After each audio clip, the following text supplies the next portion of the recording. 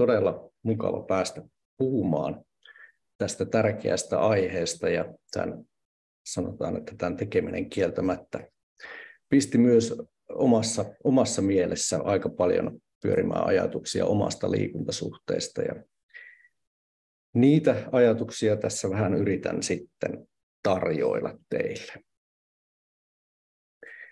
Ensimmäiseksi ihan kuka olen ja vähän sitten, että miksi täällä olen nyt sitten tästä asiasta puhumassa. Eli nimi tosiaan Jouni Kuivalainen.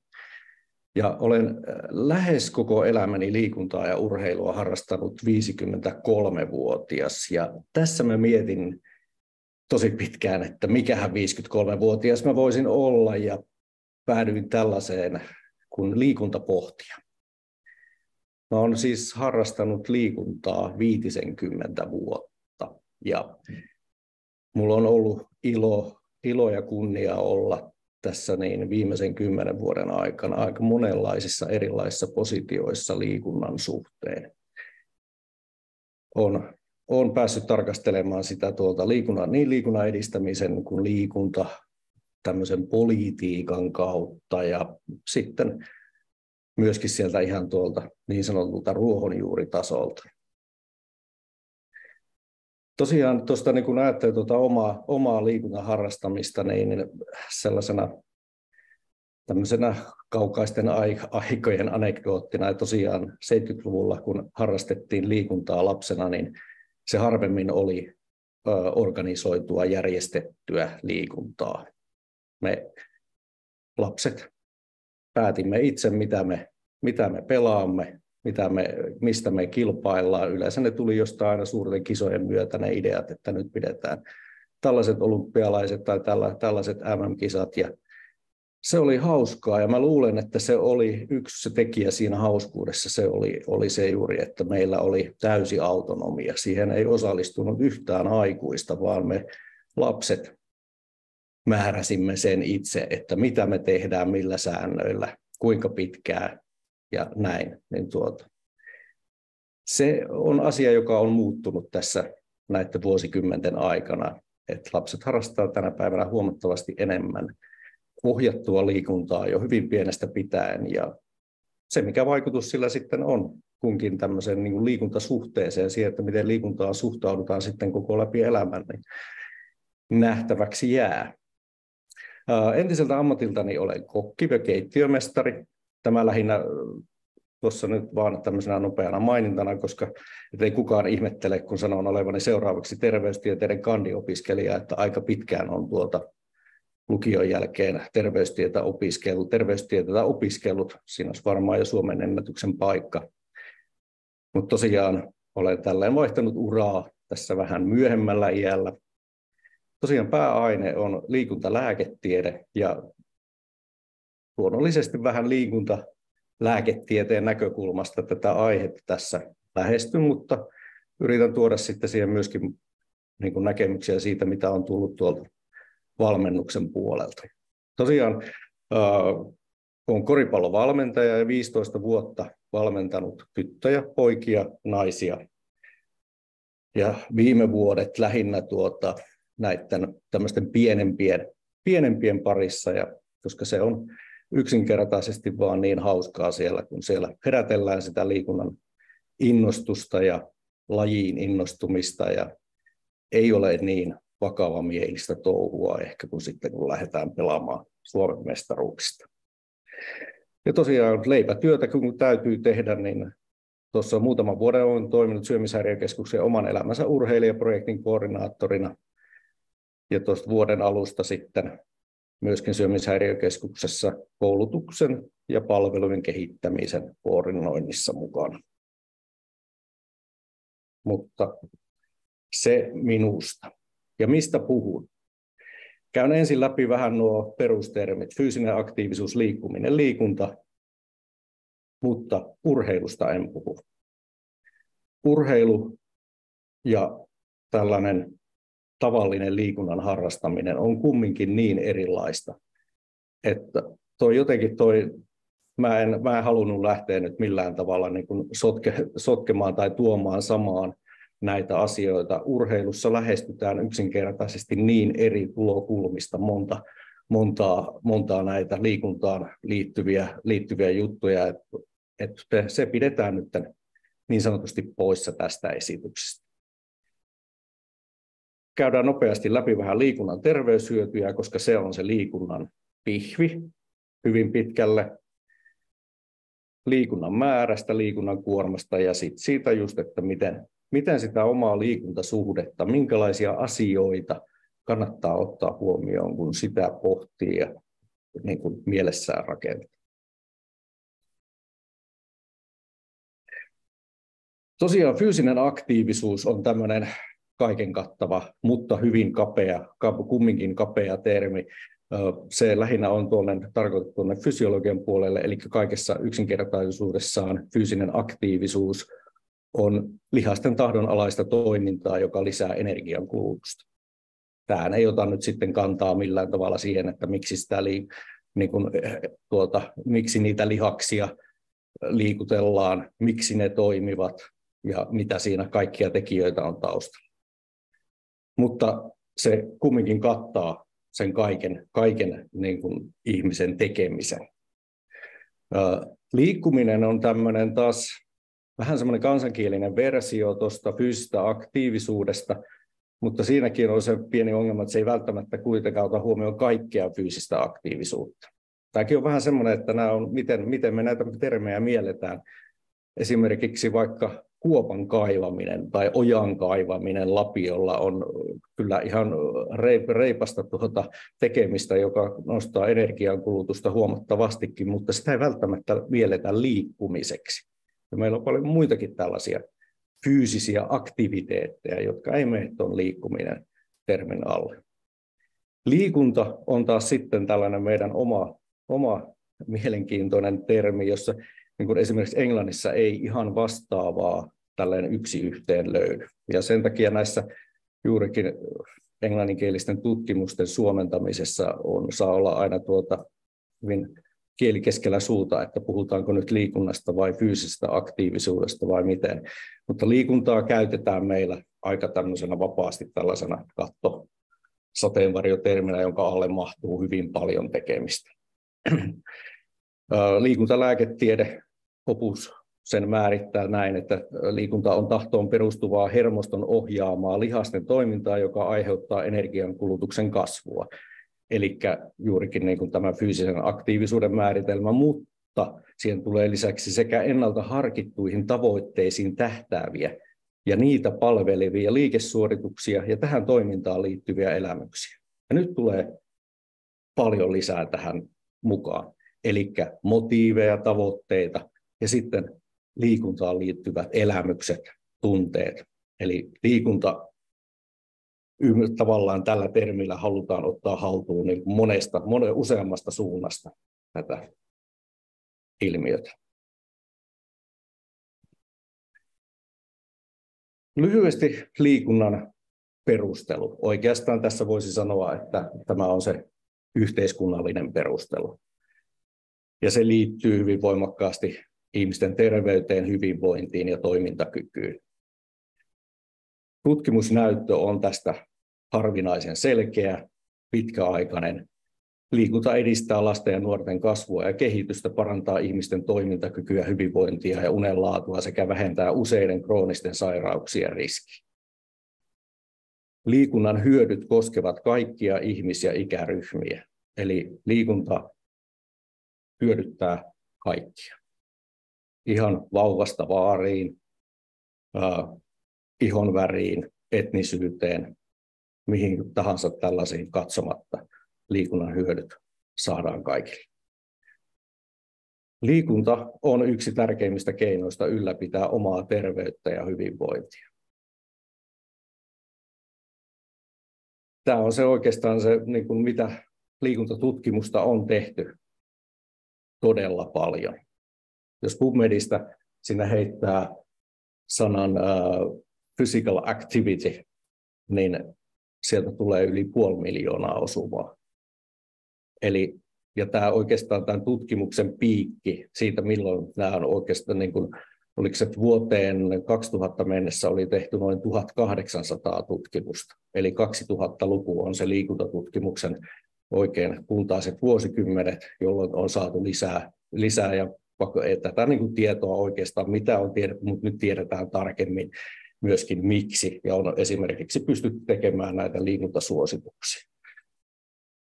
Lukuisissa kroonisissa sairauksissa tiloissa liikunnalla on merkittävä rooli hoidossa ja kuntoutuksessa, eli liikunta ei ole pelkästään tällainen ennaltaehkäisevä asia, vaan toimii vähän niin kuin lääkkeenomaisesti myös sairauksien hoidossa ja kuntoutuksessa.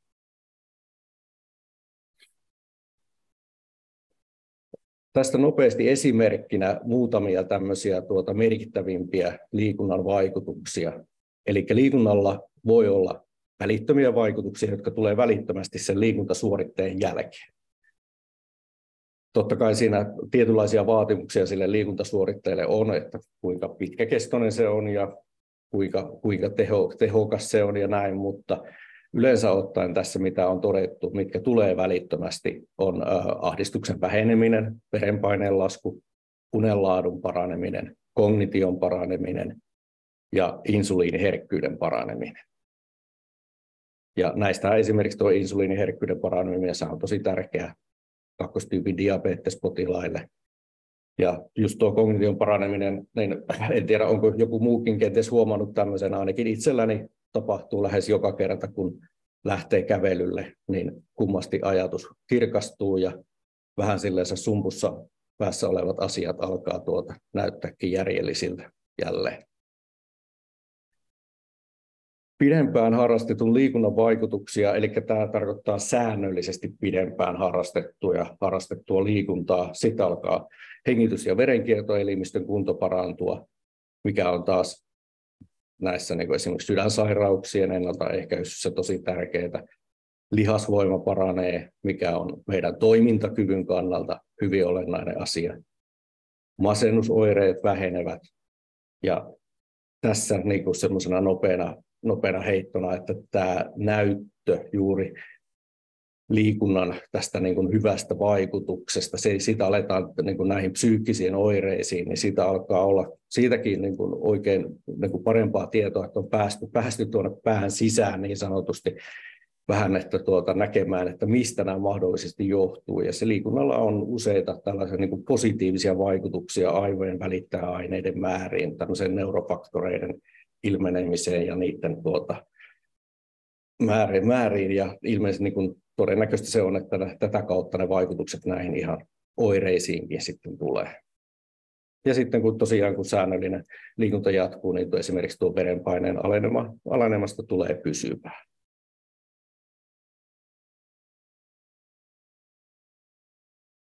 Liikunnan määrää voidaan, tai se, että sitä, miten sitä niin kuin määritellään, niin se yleensä menee tällaisen kolmen kohdan kautta, eli liikunnan useus, eli kuinka monta kertaa jossain tietyssä ajassa harrastaa liikuntaa. Vaikka 4 kertaa viikossa esimerkiksi, tai kerran puolessa vuodessa.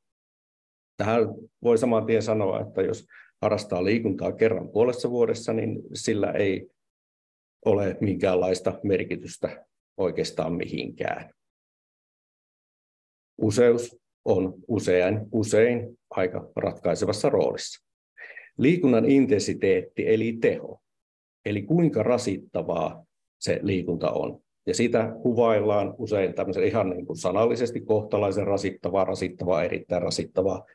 Tai sitten sitä on kehitetty tämmöisiä niin kuin numeerisia arvoja, eli on olemassa tämmöinen MET-arvo esimerkiksi, joka on tämmöinen aineenvaihdunnan ekvivalentti liittyen energian kulutukseen. Siitä saadaan tämmöisiä niin kuin esimerkiksi tuo 3-6 tarkoittaa juuri kohtalaisen rasittavaa liikuntaa.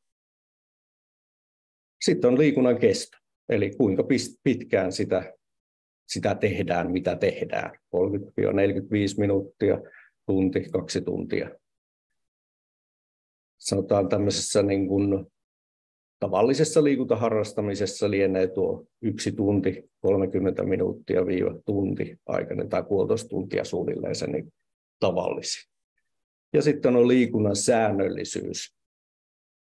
Eli tällä tarkoitetaan nyt sitä, että se liikunta toteutuu pidemmän aikajakson aikana. Liikunnan vaikutuksilla on se, näillä niin kuin terveysvaikutuksilla on se huono puoli, että ne katoavat, kun liikunta lopetetaan. Eli saadakseen niitä terveyshyötyjä liikunnasta, niin liikunnan on hyvä olla säännöllistä, jatkuvaa säännöllistä. Mutta sitten se kinkkisempi asia on se, että mikä yksilön kannalta on liian vähän liikuntaa, sopivasti liikuntaa tai liian paljon liikuntaa. Ja näitäkin voidaan tarkastella joko tämän kokonaisuuden kannalta tai yksittäisen liikuntasuorituksen kannalta. Jos mennään siihen yksittäiseen liikuntasuoritukseen, niin silloin näillä ei oikeastaan ole niin suurta merkitystä, jos me tarkastellaan vain sitä yhtä. Jos sitä liikuntaa on liian vähän, niin okei, sillä ei ehkä sillä kerralla ole niin merkittäviä terveysvaikutuksia, tai se ei, niin kuin esimerkiksi niin kuin jos me on haluttu, että nyt me halutaan tehdä jotain vähän kovempi tehosta, että hiki tulee, no ei tulekaan, me on tehty liian vähän aikaa tai liian pienellä intensiteetillä. Sitten toisaalta me voidaan tehdä liian paljon. Yksi suoritus, se kestää liian pitkään, se on teholtaan liian kova niin sanotusti, johtaa tämmöiseen oikein kunnon uupumukseen ja sitten siitä jälkiseurauksena saattaa kroppa ja lihakset olla kohtuullisen kipeitä 2-3 päivää, mutta nämä ei ole kovinkaan vakavia asioita, että mitä siinä yksittäisessä liikuntasuorituksessa tapahtuu. Paljon merkittävämpää on se, mikä on tuo kokonaisuus. Ja sen kokonaisuuden hakemisessa on sitten se tavallaan tärkeää, on se juuri niiden omien tuntemusten kuunteleminen. Ja toisaalta ihan hyvä että on vähän tietoa siitä, että mitä liikunta niin kuin kropassa tekee, ja sitten toisaalta, että on tietoa siitä liikuntaharjoitteen siitä toisesta ihan yhtä tärkeästä puolesta, eli palautumisesta. Kokonaisuutena, jos tehdään koko ajan liian paljon, liian usein, liian lujaa, liian pitkään, niin ongelmia tulee ihan varmasti. Yksi esimerkiksi on tämmöinen alipalautumistila, tai toiset puhuu ylikunnosta. Siihen se johtaa, jos me ei päästä palautumaan ja on tehty liikaa. Ja yleensä se myöskin näkyy sitten erilaisina vammoina, rasitusvammoina ja kaiken näköisinä muina ongelmina. Mutta kokonaisuus on tästä se selkeästi tärkeämpi asia. Tämä halusin, tämä voi olla tuttukin tämä käyrä. Tämä liittyy tähän, että kun esitellään juuri tätä, että minkälainen liikunta on sopivaa. Mutta tästä on hyvä tehdä kaksi huomiota. Ja nyt tuossa näkyy tuo käyrä, joka tuolle mukavasti nousee, eli terveyshyödyt kasvavat, mutta se ei ole loppuun asti, että enempi on parempi, vaan jossain kohtaa tuo käyrä kääntyy laskuun. Ja silloin, kun niin sanotusti tehdään liian paljon.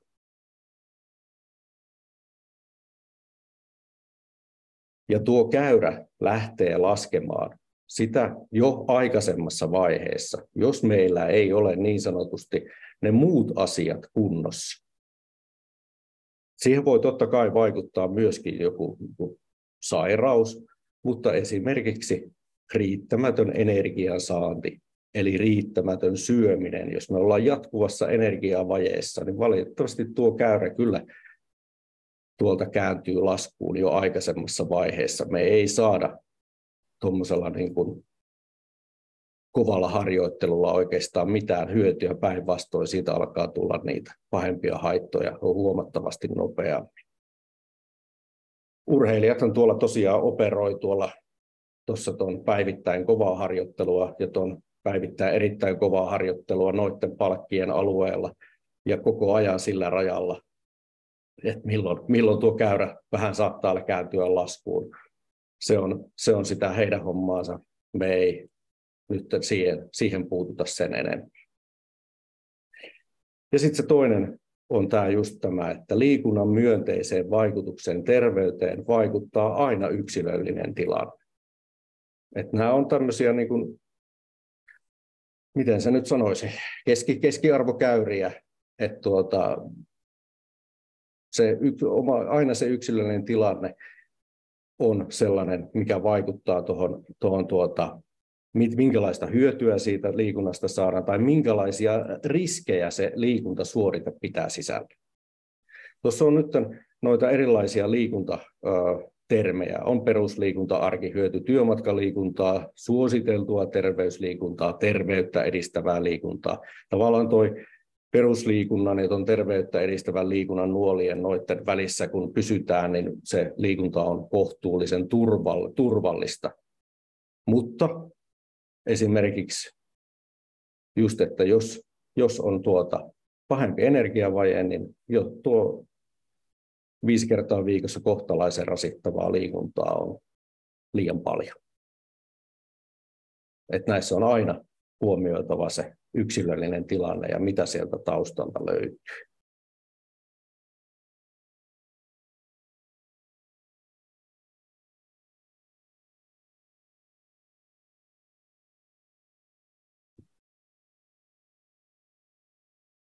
Liikunnan aiheuttamasta kuormituksesta muutama sananen. Eli olennainen osa liikuntaa on aina palautuminen. Liikunta ilman palautumista on, jos nyt tälleen ikävästi voi sanoa, hukkaan heitettyä aikaa. Palautumiseen kuuluu lepo, uni, riittävä energiansaanti ja nesteytys. Jos liikunnalta haetaan jonkinnäköistä harjoitusvastetta, eli sä haluat niin parantaa sitä omaa fyysistä kuntoasi. Jos sä et huolehdi tästä palautumisesta, niin se harjoitusvaste pienenee. Se niin sanottu harjoitusvaste, se harjoitusvaikutus tulee sen palautumisen aikana, ei suinkaan sen liikuntasuoritteen aikana. Tämä on vähän semmoinen hakusessaan oleva asia ihan tuolla myöskin urheilijoiden niin kuin piirissä, ja sen takia mä tätä haluan aina vähän niin kuin jankuttaa ja tuoda vahvasti esille, että se palautuminen kuuluu liikkumiseen, liikunnan harrastamiseen. Liikuntasuorite on se osa 1, palautuminen osa 2.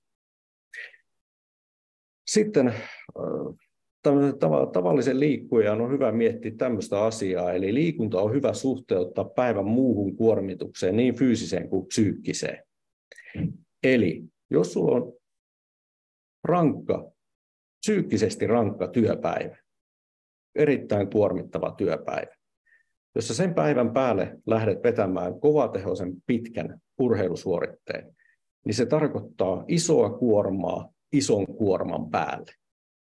Meidän kroppa ei valitettavasti pysty erottelemaan sitä, että mistä se tuleeko se fyysisestä kuormituksesta vai psyykkisestä kuormituksesta tämä kokonaiskuorma, vaan se plussaantuu molemmat. Se on molempien summa.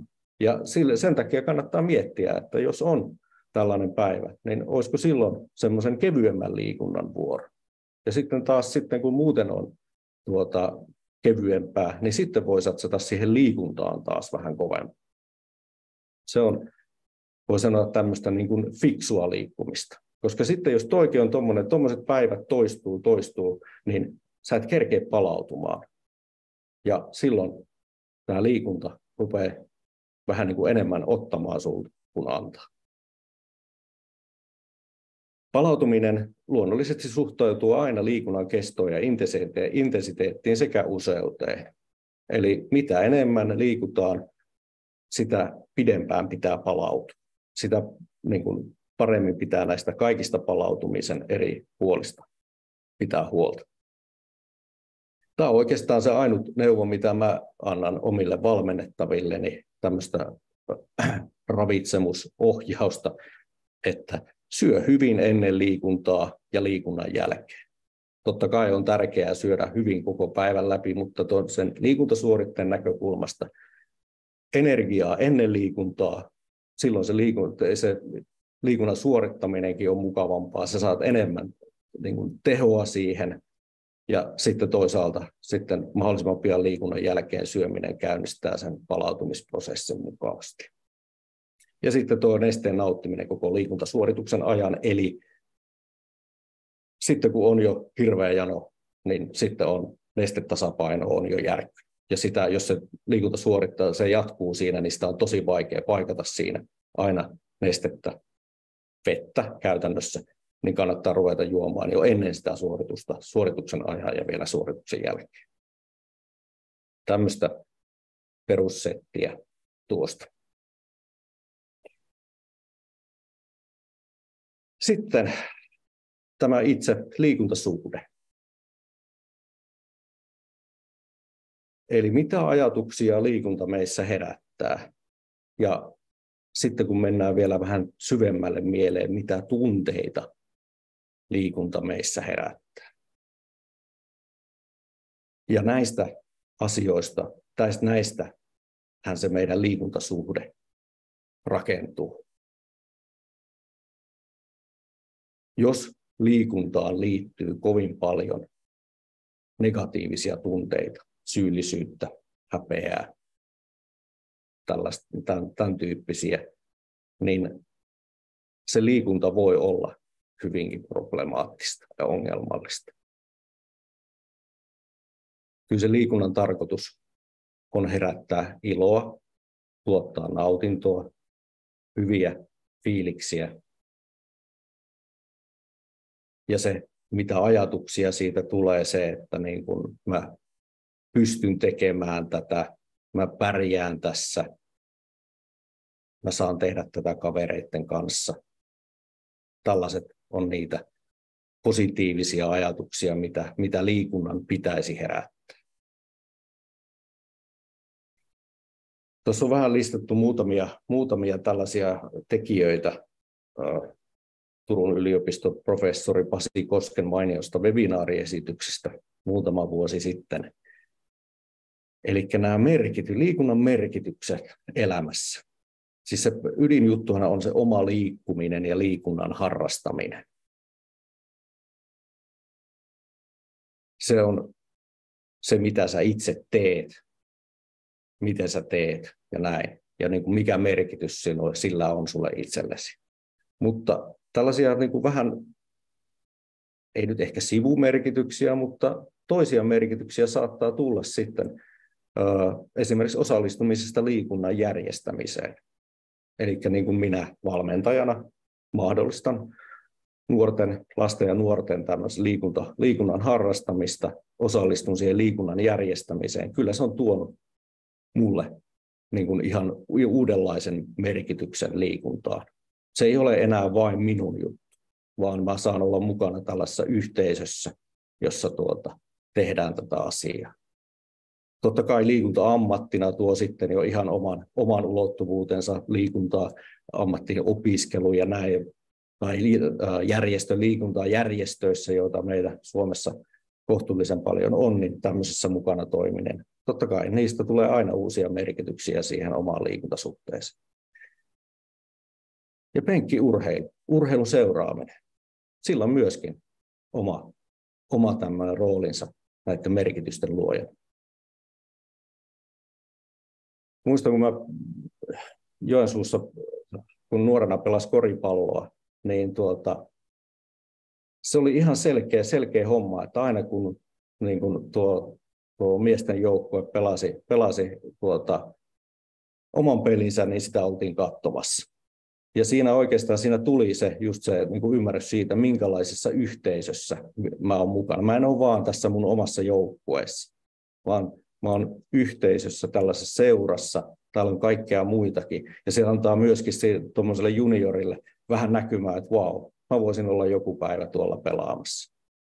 Useimmillahan ei näin käy, että he jatkaa niin kuin tuonne korkeammille tasoille, mutta silloin lapsena ja nuorena ne on tärkeää, että siihen liittyy unelmointia liikunnan harrastamiseen.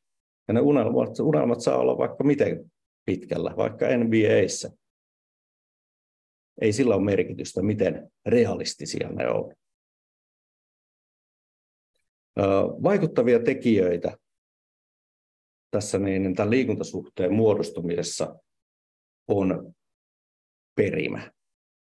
Tämä on mielenkiintoisia, minkälaisia tuloksia niin kuin näistä perimän vaikuttavuudesta tämmöisiin eri asioihin on. Esimerkiksi niin kuin liikuntamotiiveihin, niin siellä on ihan tämmöiseen, että kilpailullisuuteen esimerkiksi, tai siihen, että hakee liikunnasta nautintoa, niin perimällä on näihin kaikkiin oma osansa. Perimällä on vaikutus ihan fyysiseen aktiivisuuteen.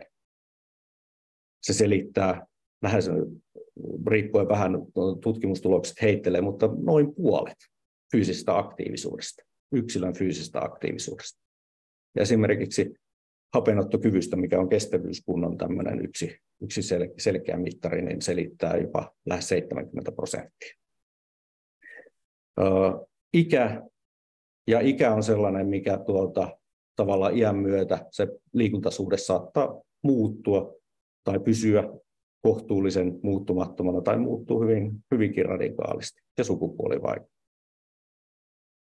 Ympäristön tarjoamat mahdollisuudet, johon liittyy perhe, kaverit, vertaiset. Mitä sun ympärillä tapahtuu? Mitä sun kaverit tekee? Mitä perheessä tehdään? Miten siellä puhutaan urheilusta, liikunnasta? Harrastetaanko siellä liikuntaa? Kaikki nämä, varsinkin siellä lapsuudessa ja nuoruudessa on isoja tekijöitä siihen, että minkälainen liikuntasuhde meille itsellemme kehittyy.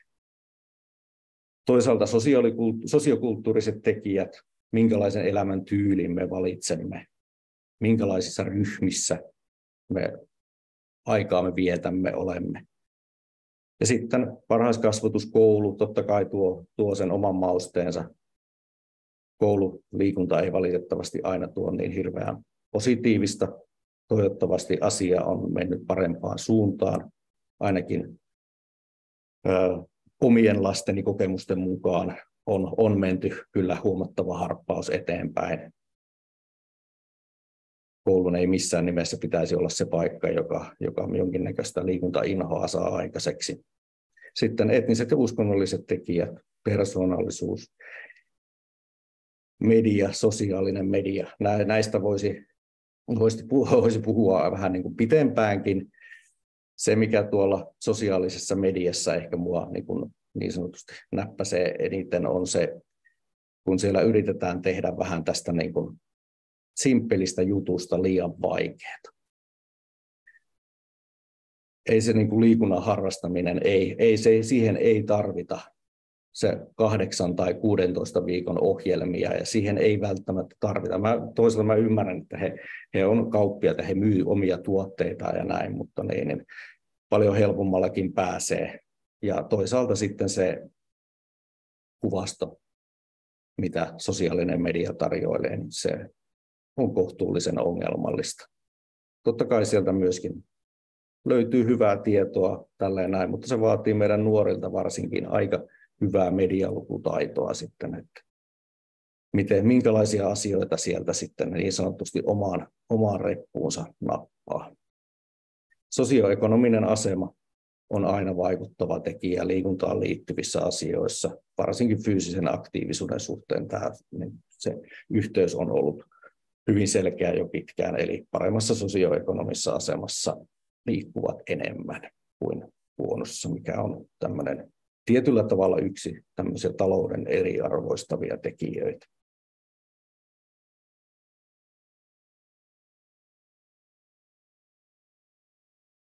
Tässä oli nyt vähän sellaista pohjaa tälle asialle, ja mä tässä nyt halusin ihan antaa tämmöisiä vaan palloja heitellä teille, että mitä voitte pyöritellä itse ja miettiä, että miten nämä toteutuu mun omassa liikuntasuhteessa, mun omassa liikuntaharrastuksessa.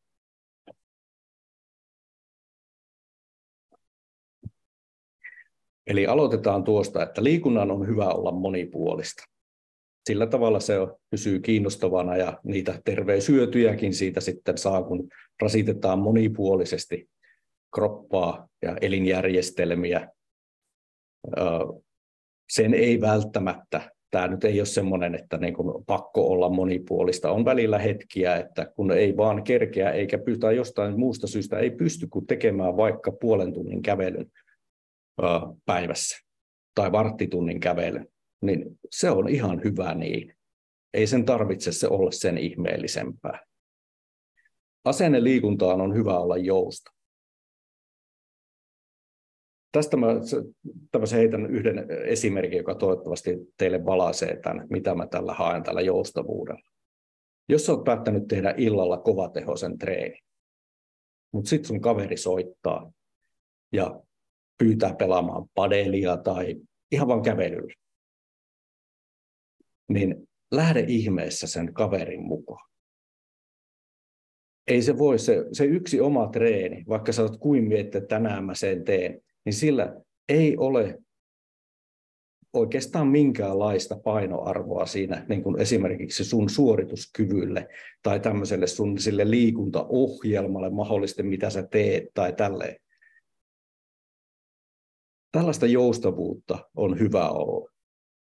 Jos tulee joku niin sanotusti parempi tarjous, niin tartu siihen.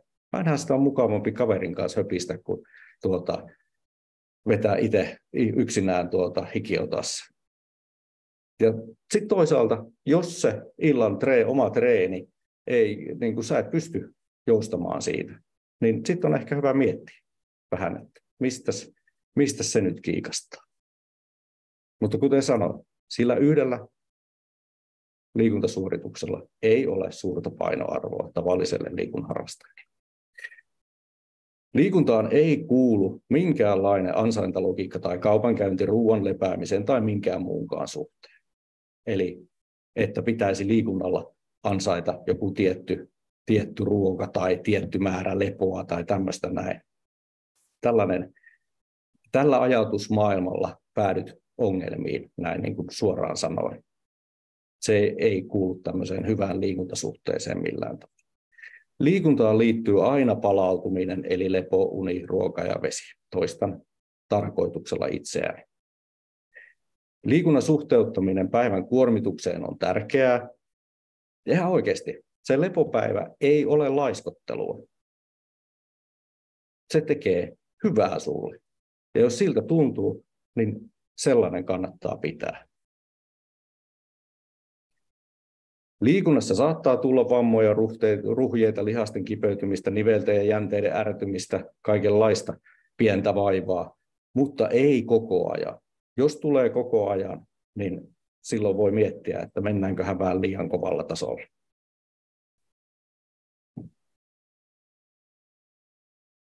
Liikuntaa voi harrastaa ilman suorituksen eri osien mittaamista, kalorien laskemista tai suorituksen jakamista someen. Toivottavasti tämä nyt ei hirveästi järkytä ketään. Tärkeintä on, mitä itse tunnet liikunnan aikana ja sen jälkeen.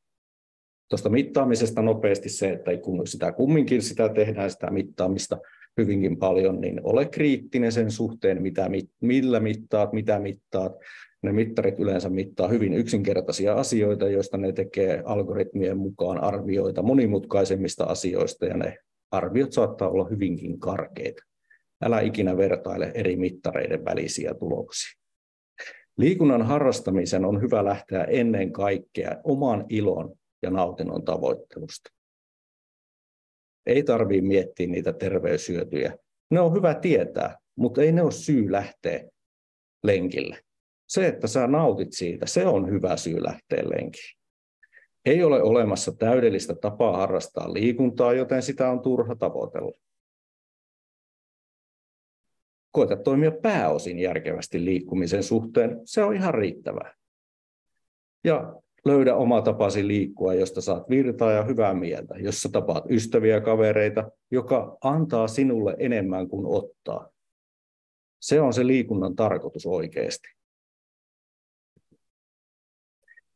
Tässä mä muotoilin lopuksi vielä nopeasti tällaiset tämän Desi Rajanin itsemääräämisteorian vähän pohjautuen tällaiset pienet prinsiipit siitä, että mitä siellä hyvän liikuntasuhteen pohjalla olisi hyvä olla. Ja niin kuin se, että mistä sä lähdet sitä perustaa tekemään.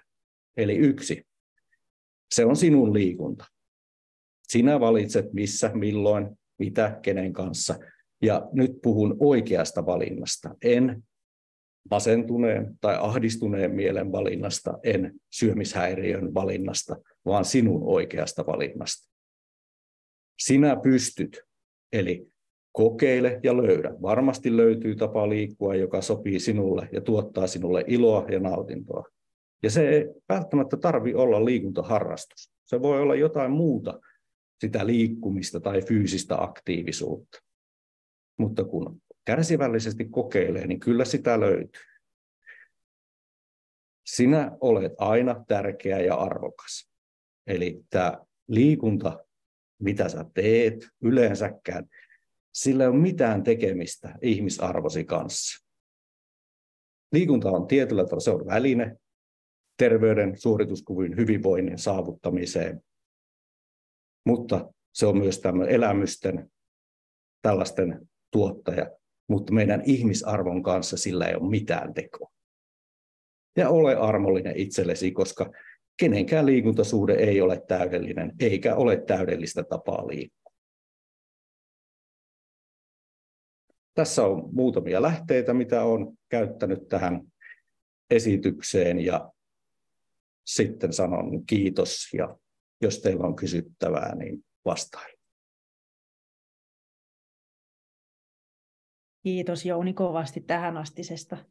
Erityisesti tykkäsin tuossa loppuvaiheessa, miten otit sitä joustavuutta esiin ja ihan käytännönläheisillä esimerkkeillä, että miten siihen liikuntaan voi suhtautua joustavammin. Meilläkin varmasti on seuraajia tässä webinaarissa, jossa se liikuntasuhde voi olla aika vaikeakin, niin semmoista joustavuutta voi olla haastava löytää, mutta annoit hienoja esimerkkejä siitä, miten sitä voi lähteä lähestymään. Sitten minusta oli erityisen mielenkiintoista toi, miten perimä vaikuttaa liikuntasuhteeseen. Että niinkin iso prosentuaalinen osuus, oliko se 70? No siis, se on yksi osa, eli tämmöinen niin kuin, hapenottokyky, mikä siis totta kai siis silleen, että jos sulla on hyvä hapenottokyky, niin on kiva hiihtää ja on kiva juosta ja näin. Ja se on yksi tekijä siellä näin. Ja siinä niin kuin näillä eri tekijöillä on vähän erilaisia niin kuin perimäprosentteja saatu kaksostutkimuksissa, mutta tämä hapenottokyvyllä esimerkiksi on niin kuin suurimpia tällaisia. Mutta sitten just minusta oli mielenkiintoinen tämmöinen just tämä, että tämmöinen niin kuin kilpailullisuuttakin voi, silläkin on perimällä niin kuin yllättäen miehille suurempi vaikutus kuin naisille, mutta kumminkin. Se, että niin kun, se on hyvä muistaa aina siellä taustalla olevana tekijänä.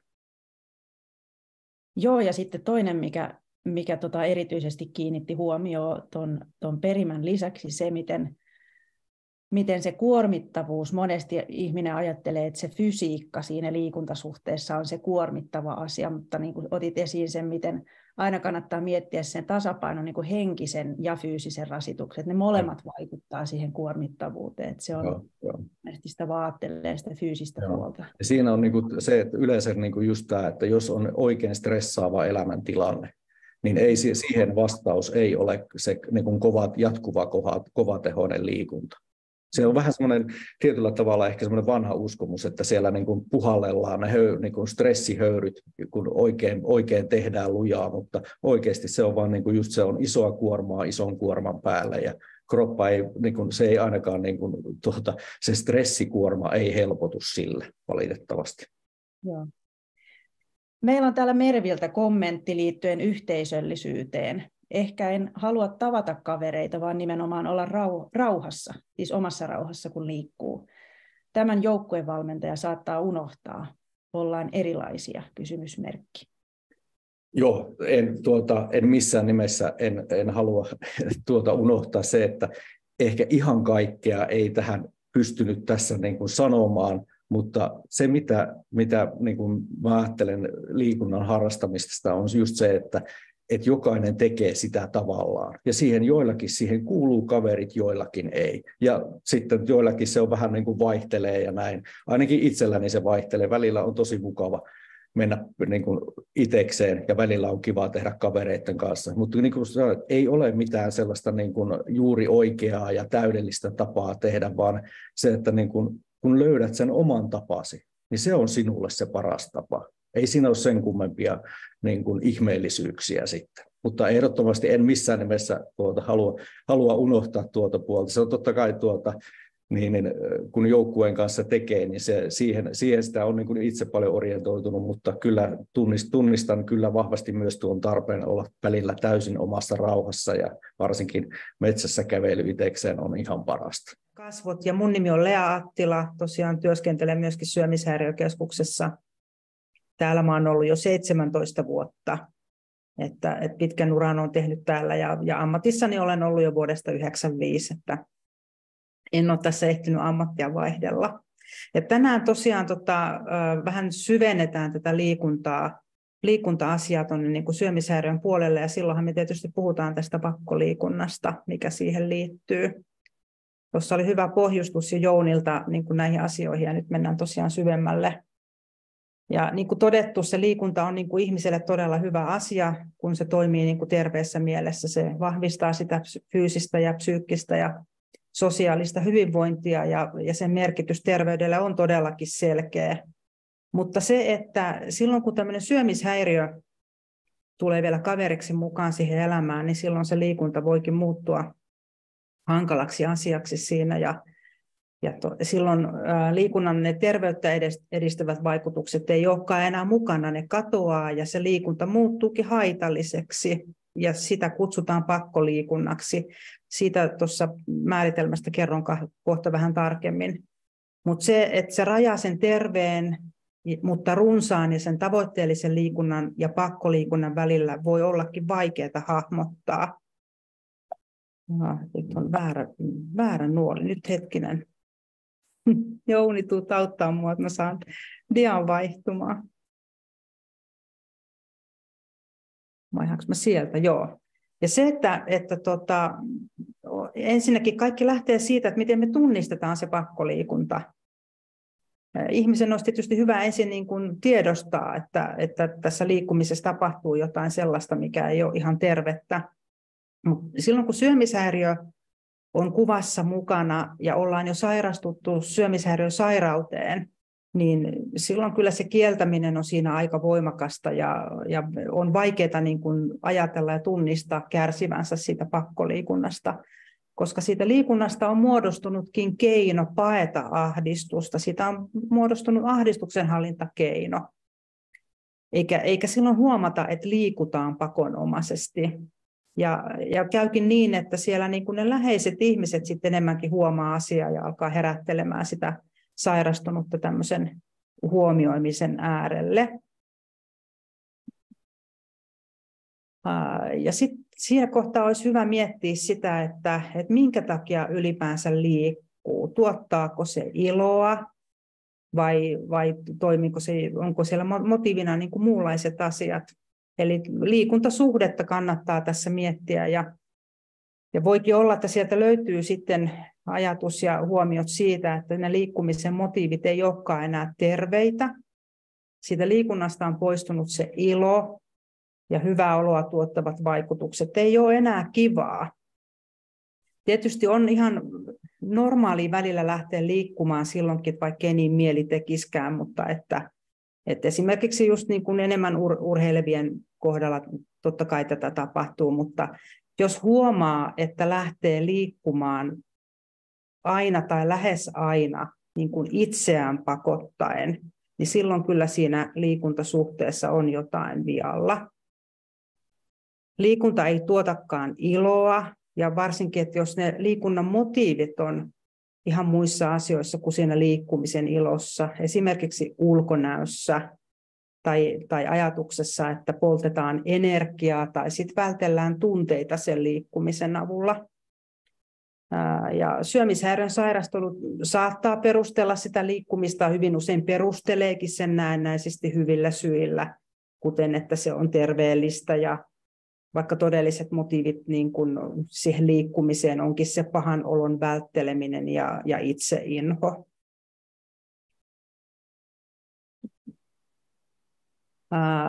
Sitten tietysti täytyy myöskin miettiä sitä, että mitä tapahtuu ihmiselle silloin, jos se liikunta syystä tai toisesta jääkin väliin.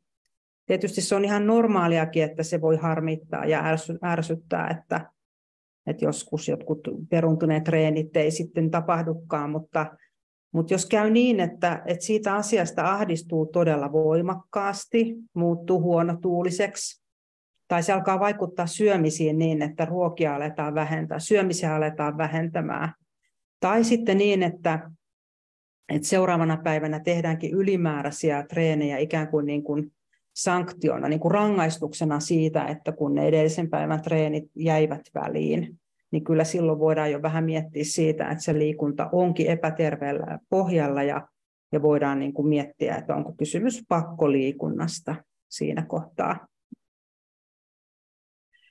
Toinen semmoinen punainen lippu ja herättelevä asia on ehdottomasti se, että jos on tarvetta lähteä liikkumaan sairaana.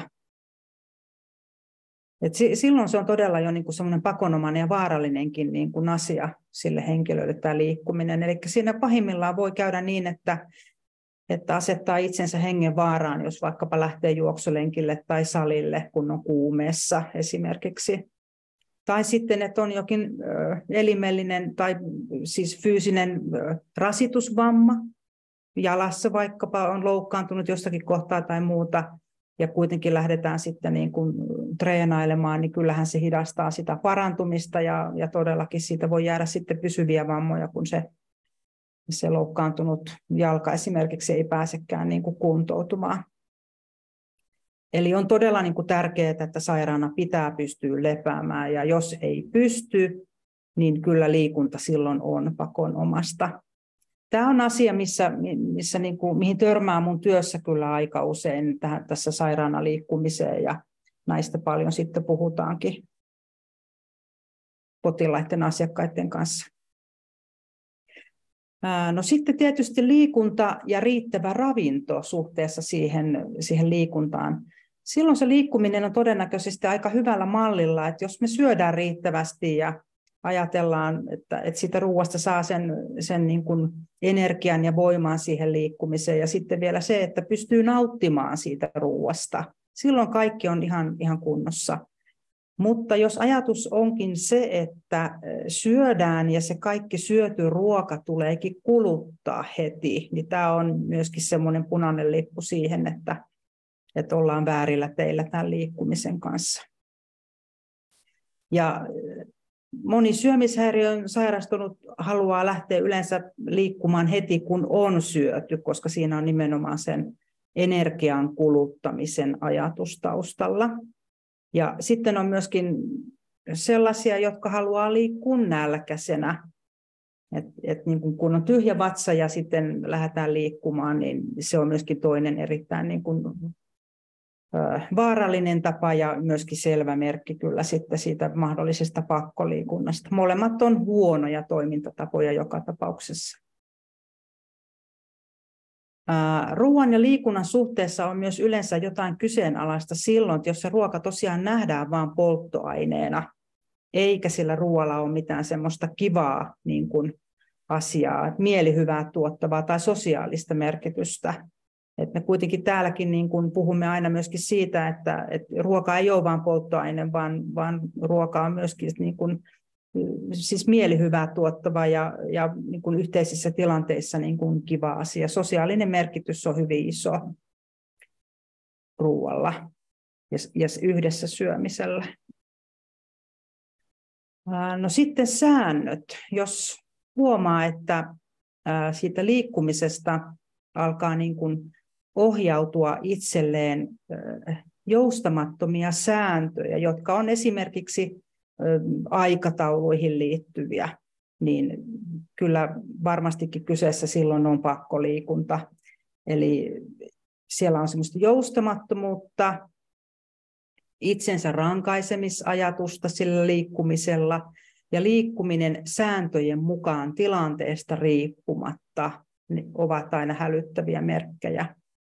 Ja silloin olisi hyvä pysähtyä pohtimaan niitä niin kuin sääntöjen järkevyyttä siinä tilanteessa, että jos ne alkaakin rajoittaa elämää.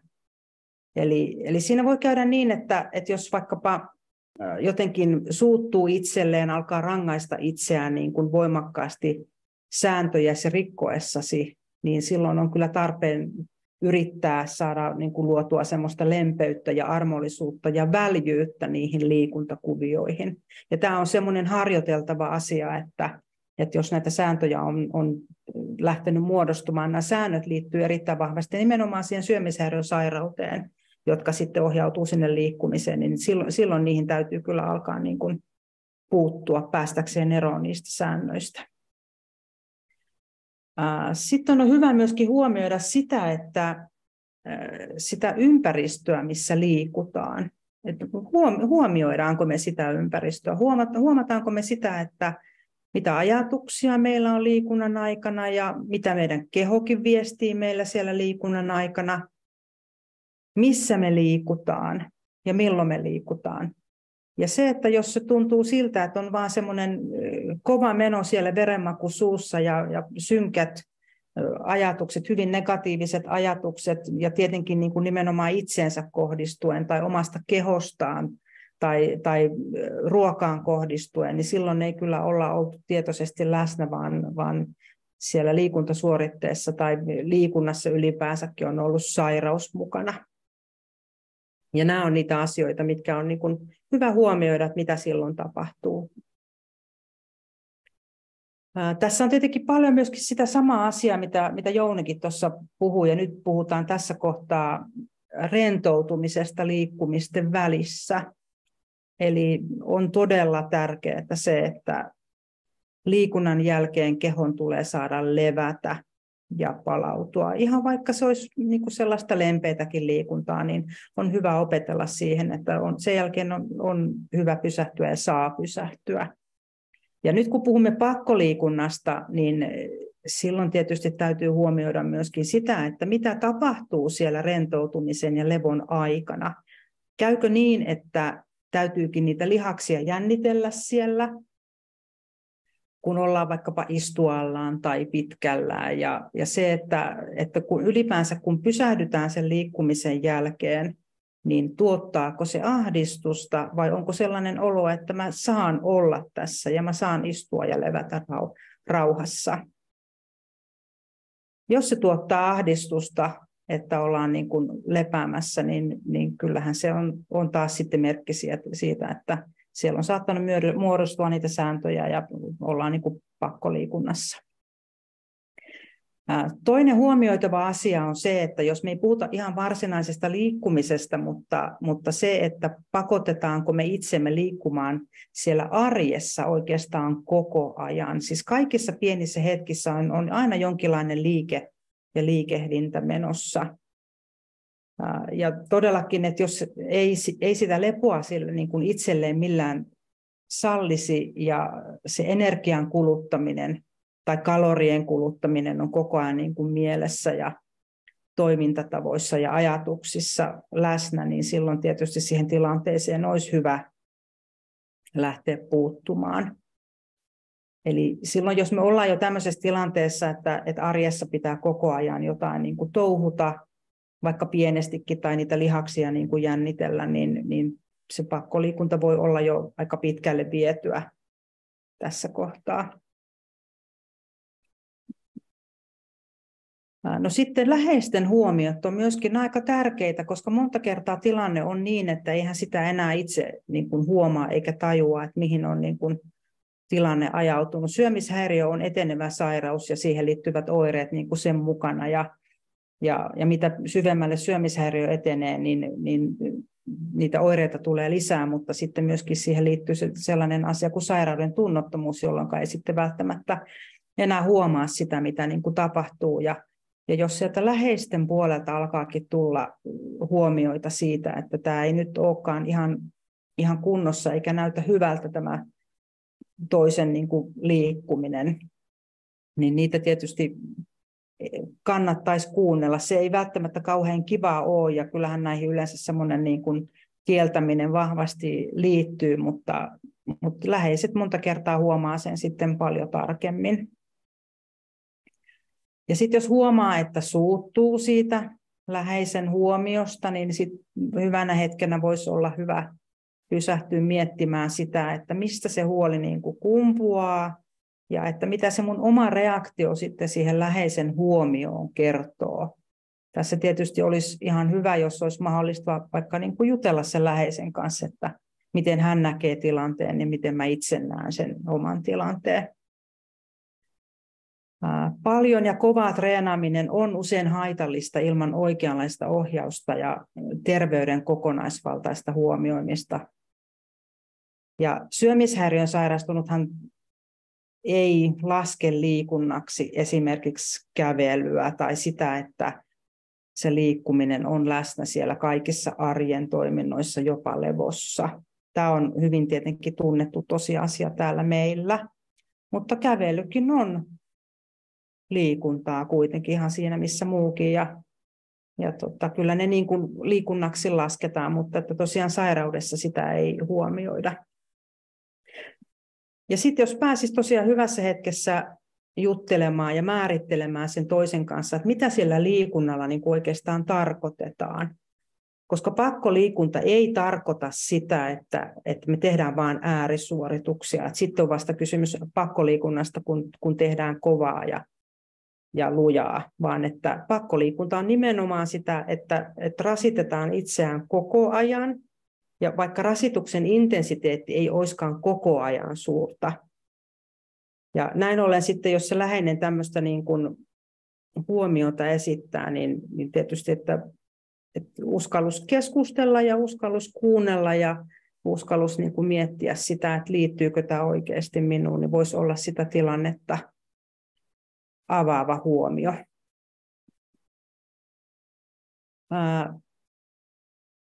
Toki silloin, kun liikunta on terveellä pohjalla, niin liikuntahan kuuluu, niin kuin tuossa Jounikin aikaisemmin tänään on puhunut, se kuuluu osana elämään. Ja se ei estä sitä sosiaalista elämää, tai se monesti voi kuuluakin siihen sosiaaliseen elämään. Ja silloin se liikunta rakentuu niin kuin elämän ympärille joustavasti.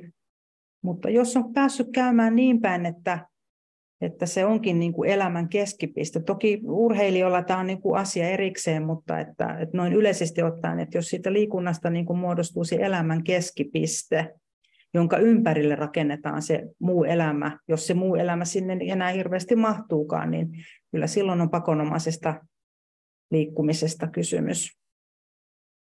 Ja muu elämä saattaa jäädä jopa täysin syrjään silloin, kun elämässä ei ole mitään muuta kuin se pakkoliikkuminen.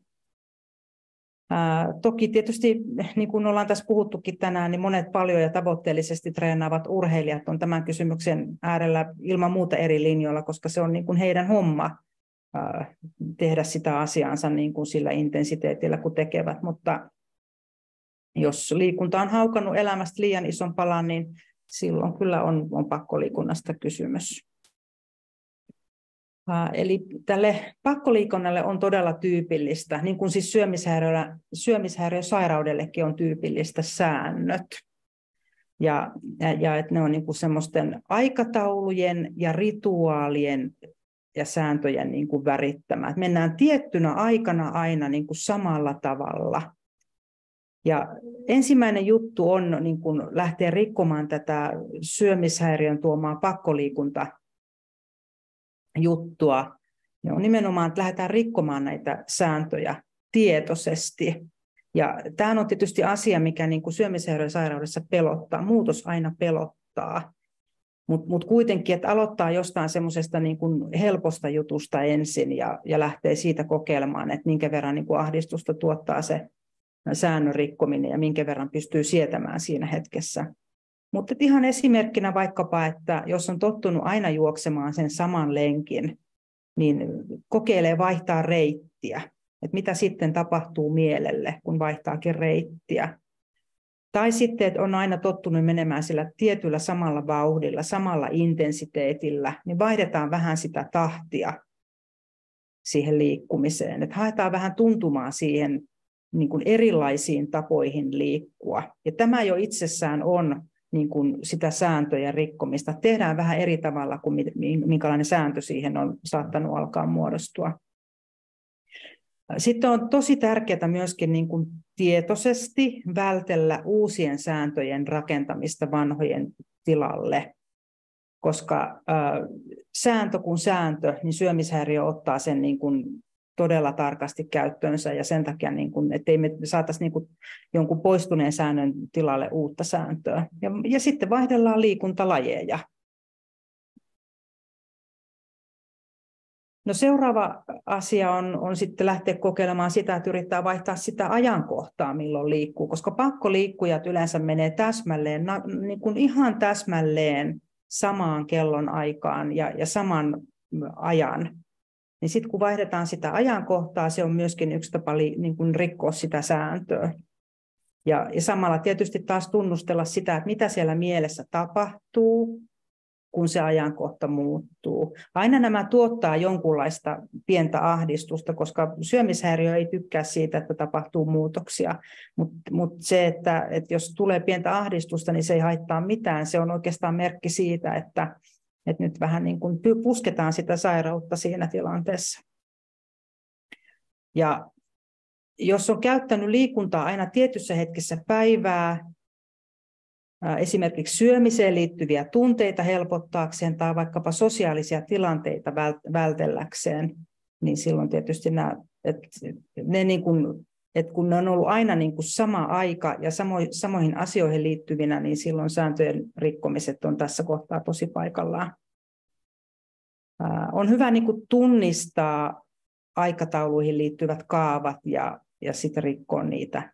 Ja tämä ahdistus on se asia, mikä täältä aina niin kuin pongahtaa, koska ahdistusta aina muutokset tuottaa silloin, kun syömishäiriöitä työstetään. Mutta ne ajatukset ja tuntemukset on niin kuin vinkkejä ja avaimia sille pakkoliikunnasta irtipäästämiselle, että ne niin kuin ohjaa eteenpäin, että siellä tapahtuu asioita mielessä. Tietoinen läsnäolo on myöskin niin kuin sellainen, että mitä ei varmasti silloin, kun on kovasti pakkoliikunta päällä, niin se ajatushan on ihan jossain muualla kuin siinä, missä niin kuin sillä hetkellä ollaan. Mut tässä taas sit se tiedostaminen siihen, että missä me ollaan, kun me ollaan vaikkapa lenkillä tai kävelemässä siellä luonnossa.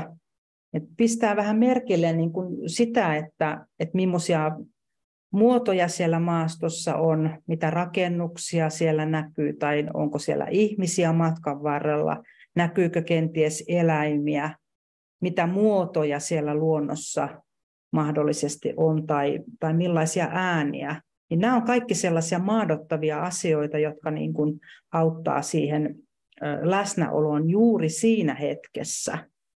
Ja kun ihminen keskittyy enemmänkin siihen, että mitä hän näkee ja kokee ja kuulee ja haistaa, niin silloin se syömishäiriöajatus ei pysty olemaan läsnä yhtä aikaa.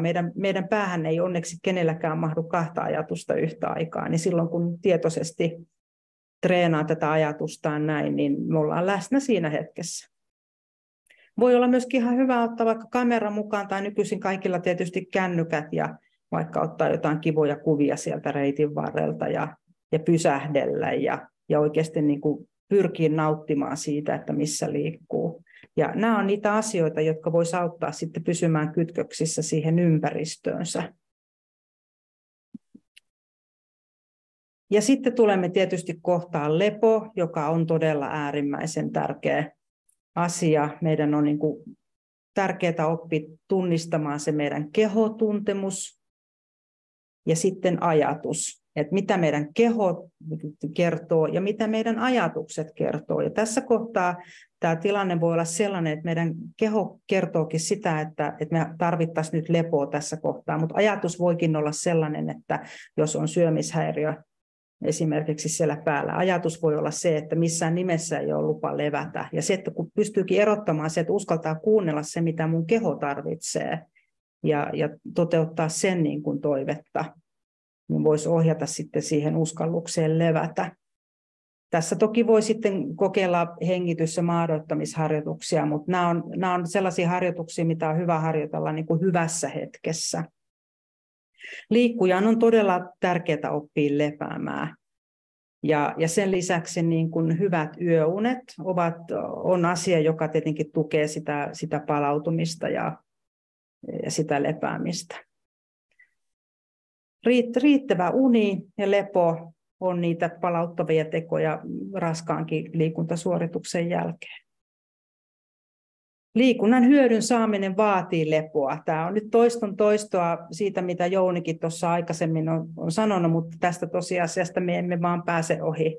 Ja ilman lepoa se liikunnan hyödyt meidän kehossa ei myöskään kehity. Ja lepopäivät on tosi tärkeitä. Siis lepopäivä tarkoittaa sellaista päivää, jolloin ei ollenkaan liikuta. Pyritään oleskelemaan lepopäivänä ihan rennosti ilman mitään fyysisiä niin kuin raskaita arjen askareita. Tietysti normihommat voi siellä rauhassa tehdä, mutta myöskin semmoinen ihan löhöily ja oleminen on niin kuin paikallaan.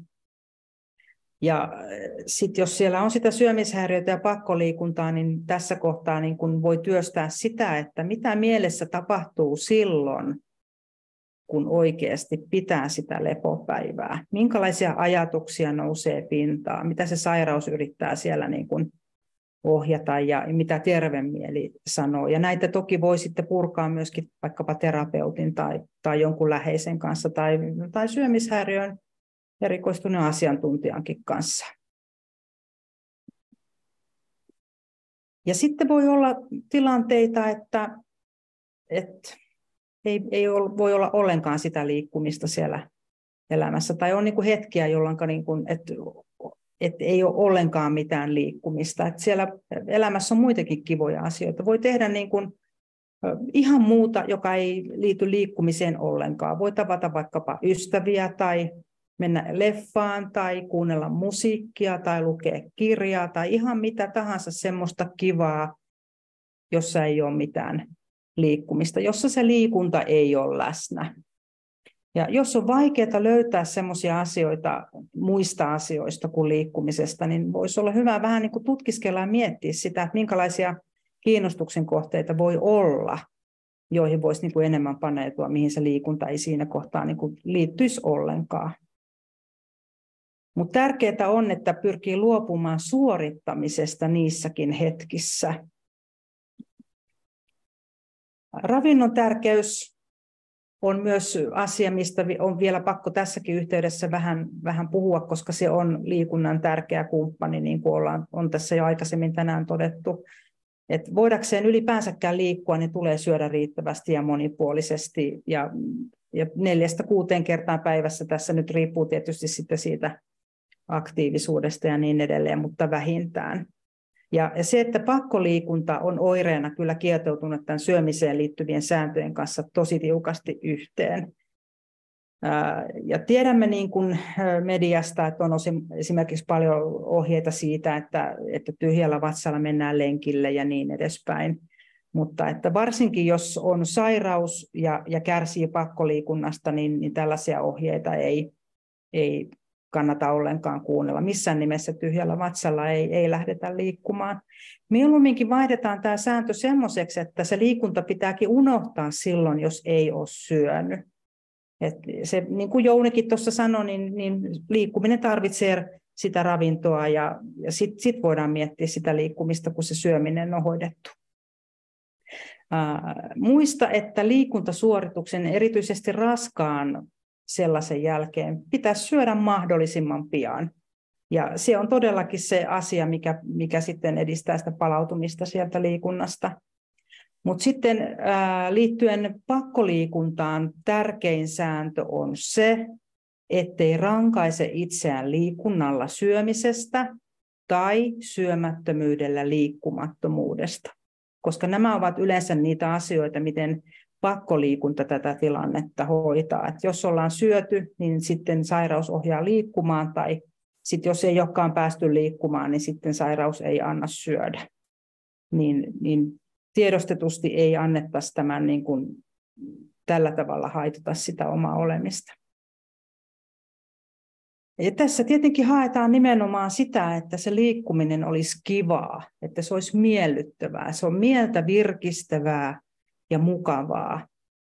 Ja sen takia niin kun on hyvä miettiä ja hakea niin kun niitä liikkumisen tapoja, mitkä itsestä tuntuu oikeasti miellyttäviltä, että ne ei ole millään tavalla sairauden palveluksessa. Ja sitten voi käydä niinkin, että ei voi siis ihan ollenkaan liikkua. Et joskus se fyysinen tai psyykkinen vointi voi oikeasti olla niin huono, että minkäänlainen liikunta ei ole hyväksi sillä hetkellä. Et se voi todella haitata sitä terveyttä tai uhata jopa henkeä. Tämäkin on täällä meidän ammatissa niin kuin äärimmäisen tuttu asia. Ja silloin on todella niin kuin tarpeen ihan siis hengissä pitämisen vuoksikin rajata se liikunta hetkeksi tai pidemmäksi ajaksi niin kuin ihan kokonaan pois niin kuin tarpeen mukaan niin, että tuetaan sitä niin kuin toipumista siitä tilanteesta. Ja sitten lähteä sen voinnin mukaan, kun ollaan niin kuin lähdetty toipumisen tielle ja parantumaan, niin etsimään varovasti sitä uutta suhdetta liikuntaan. Eli sitten haetaan tämmöisiä turvallisia, hyviä liikuntamuotoja niiden vanhojen pakkoliikuntamuotojen tilalle. Ja nimenomaan niin, että jos esimerkiksi se lenkkeily, juokseminen on ollut se pakkoliikunnan tapa, niin tämä lenkkeily ei olekaan se paras tapa aloittaa sitä liikuntaa uudestaan, vaan mielellään sitten ihan jollakin muunlaisella lajilla. Ja nimenomaan, että se on hyvä olla niin kuin rauhallista. Et hyvin usein niin kuin ohjataan täällä esimerkiksi, että aloitetaan jollakin lempeällä joogalla se kehon tunnustelu, että missä mennään. Ja siitä voidaan sitten vähän katsoa, että mitä mieli siitä tykkää ja mitä keho tykkää. Ja siitä sitten asteittain niin kuin voinnin ja terveyden mukaan niin kuin lisäten sitä liikkumista, mutta turvallisella ja terveellä tavalla. Ja toistaminen, eli näiden uusien toimintatapojen opettelu vie aikaa, ja se on itsessään jo ihan semmoinen niin kuin oma työ ja työstönsä, mutta sitten se, että kun opettelee näitä ja sitten hyväksyy sen, että se tosiaan vie aikaa ja lähtee toistamaan niitä, että se vie niin kuin aikaa opetella, mutta ihminen on oppivainen kyllä ja sopeutuvainen, niin silloin päästään niin kuin terveempiin toimintamalleihin. Eli kun sääntöjä rikotaan ja harjoitellaan sitä ahdistuksen kestämistä ja sietämistä niissä ja toistetaan sitä harjoittelua, niin sillä tavalla niistä tulee niin kuin turvallisia rutiineja ja päästään pikkuhiljaa siitä pakkoliikunnastakin pois. Ajatusmalleihin alkaa siis rakentua väljyyttä ja joustoa, jolloin se terveempi suhtautuminen liikuntaankin mahdollistuu. Ja tämä on nähty lukuisia kertoja, kun on lähdetty työstämään sitä pakkoliikuntaa, että näin se vaan etenee ja ihminen oikeasti voi löytää hyvän ja terveen tavan sitten liikkua. Avun pyytäminen on myöskin se tärkeä juttu, ei mikään helppo juttu, mutta tosi tärkeä juttu tähän, että niin kuin yksin tätä on oikeastaan aika vaikeaa lähteä ratkomaan, varsinkaan kun ei välttämättä niin kuin ymmärrä sitä, että minkälaisesta ilmiöstä on kysymys, mutta että uskaltautuisi niin kuin sitten vaikkapa fysioterapeutilta tai sairaanhoitajalta, psykologilta, terapeutilta tai joltain muulta ammattilaiselta, joka ymmärtää tästä pakkoliikkumisesta, niin hakee apua. Apua on saatavilla. Siinäpä se sitten olikin. Tässä on vähän kirjallisuutta, mitä mä aina käytän näissä luennoissa. Ja kiitokset omasta puolesta. Nyt en katsonut kellosta, että kyllä mä aika tarkkaan olen kuule mennyt. Siis meni ihan randomisti näin ajallisesti. Joo. Kiitos Lea sekä sisällöstä että hienosta aikataulussa pysymisestä.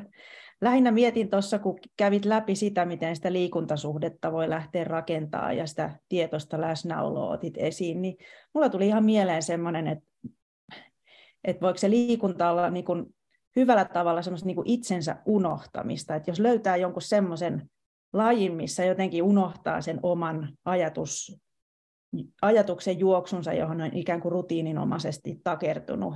Et semmoiset lajit tai semmoiset tilanteet, missä jotenkin pääsee niin kuin sen yli ja hyvällä tavalla niin kuin unohtaa sen oman itsensä ja normaalit ajatukset, mitä siihen liikkumiseen liittyy, niin ehkä jonkun niin kuin semmoisen leikillisyysajattelun kautta, että jos siihen pystyy jotenkin tuomaan semmoista leikillisyyttä, niin se ehkä niin kuin tuli vaan mieleen, että se on hirveän hyvä pointti oikeasti, koska silloin kun on pakkoliikunnasta kysymys, silloinhan me puhutaan myöskin syömishäiriöstä, niin kaikki tollaiset, että jos pääseekin unohtamaan sen kaiken, niin silloinhan se on myöskin lomaa siitä, niin kuin päälle lomaa siitä sairaudesta. Sehän olisi ihan niin kuin loistava juttu.